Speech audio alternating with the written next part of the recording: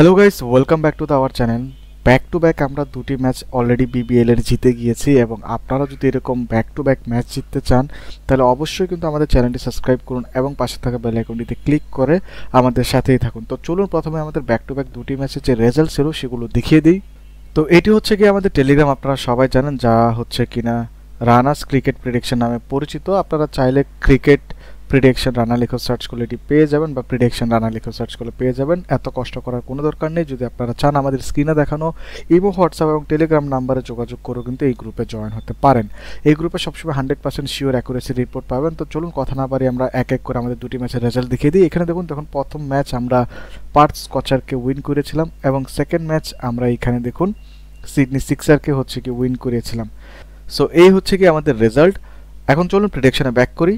তো প্রিডিকশন আমরা ব্যাক করলাম। এখানে আমরা ফার্স্ট অফ অল কথা বলবো সিডনি থান্ডারের এবং হচ্ছে গিয়ে অ্যাডিলেড স্ট্রাইকারের যে তৃতীয়তম ম্যাচটি হবে তার যে পাস্ট রেজাল্ট ছিল সেগুলো। থান্ডারের পাস্ট সিজন খুবই ব্যাক টু ব্যাক খারাপ গিয়েছে, সো ওইটা নিয়ে কোনো কথা না বলাই ভালো। অ্যাডিলেড স্ট্রাইকারের পাস্ট ম্যাচ খুবই ভালো গিয়েছে এবং তাদের যদি হেড টু হেড দেখেন এখানেও কিন্তু অ্যাডিলেড স্ট্রাইকার এগিয়ে রয়েছে। এবং এখানে যদি আমরা দেখি ওভারঅল কিন্তু থান্ডার মাত্র 20% ম্যাচই উইন করতে পারে, যেখানে অ্যাডিলেড কিন্তু অলমোস্ট 60% ম্যাচ উইন করে।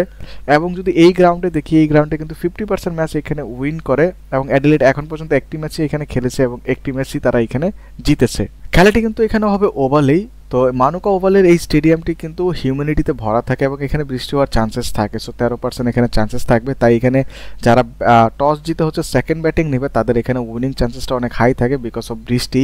কারণ এখানে যারা বৃষ্টিতে পরে বল করবে তাদের জন্য এখানে ফ্যাকচুয়ালভাবে ডেফিনেটলি খারাপ হবে।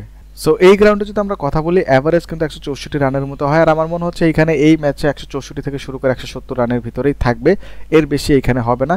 এখানে কিন্তু অলমোস্ট 60% উইকেট স্পেসাররা নেয় এবং 40% উইকেট কিন্তু এখানে স্পিনাররা নেয়। সো গুরুত্বপূর্ণ কিছু ফ্যাক্টর আপনাদেরকে মনে করে রাখি। এখানে কিন্তু অ্যাডিলেড স্ট্রাইকার অলরেডি কিন্তু তাদের স্কোয়াড নিয়ে একটা ভারসাম্যযোগ্য অবস্থায় রয়েছে এবং এইখানে কিন্তু তাদের গভীরতা অনেক রয়েছে এবং ফর্মেও তারা রয়েছে।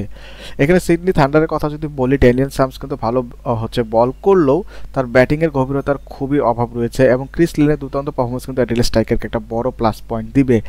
টস কে জিতবে যদি কথা বলে, আমার মনে হচ্ছে এখানে অ্যাডিলেড স্ট্রাইকার হচ্ছে টস জিতবে এবং ম্যাচ কে জিতবে সেটি জানতে হলে আমাদের ইমো, হোয়াটসঅ্যাপ এবং টেলিগ্রাম নাম্বার দেখতে পারতেছেন স্ক্রিনে, সেখানে একটু একটা মেসেজ করে দিন, আমরা সেখানে আপনাদেরকে বলে দেবো। সো এই ছিল কি অ্যানালাইসিং রিপোর্টস এবং হচ্ছে গিয়ে পুরো ডিপ রিসার্চ। সো আপনাদের যদি মনে হয় যে এই গেমটির জন্য সম্পূর্ণ প্রেডিকশন এবং অ্যানালাইসিং আরও দরকার, তাহলে আমাদের স্ক্রিনে দেখার নাম্বারে যোগাযোগ করতে ভুলবেন না। Take care, bye by.